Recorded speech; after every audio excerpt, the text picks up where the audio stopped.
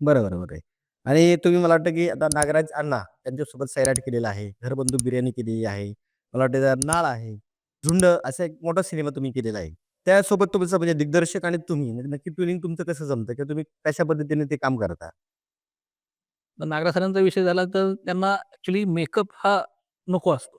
पण म्हणजे अगदीच गरज असेल तर ते तोही चान्स देतात. हां, म्हणजे रिअलिस्टिक हां, वाटतं. ते त्यांना ते रिअलिस्टिक वाटलं पाहिजे सगळं. हं, हं, हं. पण त्यातल्या त्यात ते मग म्हणतात, की नाही इथं अमुक गरजेचंच आहे. जसं आता जर सैराटचा विषय काढला, तर त्यात रिंकू ही गावाकडची मुलगी आहे. पण ती सरपंचाची, पाटलाची मुलगी आहे. बरोबर आहे. हां. तर त्यात तिला तो सेन्स नाही, की मेकअप कसा असला पाहिजे. हं, मग हं. तिचं जे दाखवले त्या फिल्ममध्ये, त्यात बरोबर आहे. तुम्ही बघितलं लिपस्टिकचे शेड किंवा हे थोडे ऑफबीट दाखवलेत, हं, की हं. कुठे कपड्यांना मॅच होईल असं कुठंच नाहीये. हां, हां. आणि ते आकाशात रॉ दाखवलं कंप्लीट. बरोबर. आकाश, सल्या, बाळ्या हे सगळे लोकं जे आहेत ते सगळे रॉ दाखवले. हं, हं, हं. तेव्हा मेकअप असं त्यात नव्हतं. पण मग पाटील झाले, सरपंच झाले, यांना सगळ्यांना थोडा-थोडा मेकअप होता. नाही असं बरोबर नाही. आहे.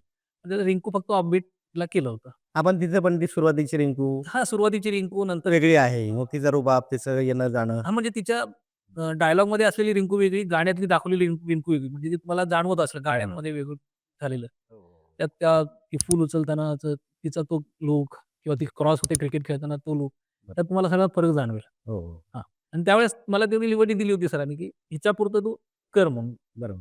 आणि बाकीचे सगळे गावातले बाकी सगळे गावातले असल्याकारणाने त्यांना हं. फारसं काही नव्हतं. बरोबर. मग अगदीच फक्त परशाला ज्यावेळेस मारतात ते लोकं, त्यावेळेस हं. ती जखम होती ती. बरोबर आहे.